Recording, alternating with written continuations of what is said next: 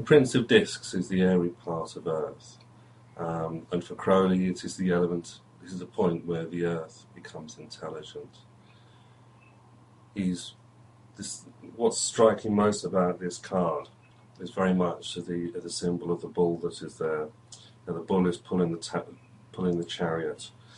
Crowley says in the Book of Thoth that he's lightly armoured, but of course the prince is actually shown naked here, as are all the princes in the Thoth Tarot, despite his description of the armour.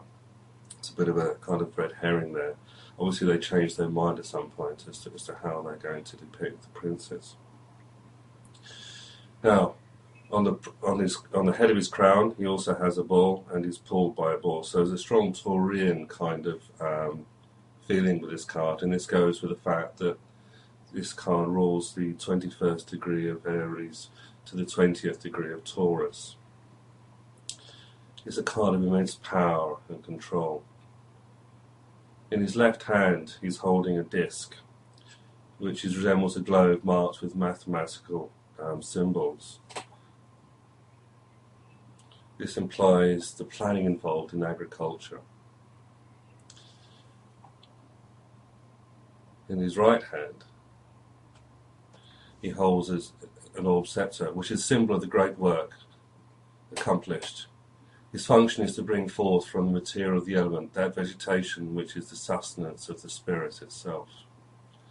So this is very much distinct from the Prince of Swords, which is the airy part of air and all over the place, and there's random thoughts and no planning, no ideas. Here we have the energy of the mind brought to bear to manifest and create things. This is why it's to do with the great work. And he describes this card as the great energy brought to bear on practical matters. The great work is very much to do with the holy guardian angel and the symbol of spiritual work in general. There's no real difference, interestingly, between whether the card is strongly aspected or weakly aspected. It's pretty much the same picture. This card is also the card of initiation. Crowley talks about the Christian mystics and the Book of the Law as well. He says that this is the horse house of Venus. The Book of the Law asserts the perfection of the universe and its pantheistic conception of all possibilities are equal in value. Each and every point or event is a play of Nuit, as it is written in the books of wisdom or folly. By nothing, let there be no difference made among you between any one thing and any other thing, for thereby there cometh hurt. But whoso availeth in this, let him be the chief of all.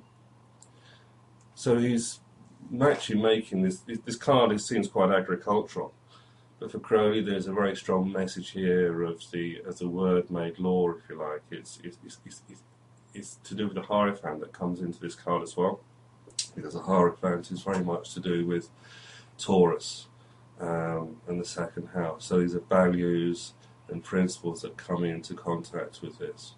So with this card, if you really want to make your plans happen, because agriculture is, by definition, you plant the seeds in the spring and you have to wait until the summer or the autumn for the fruits to manifest.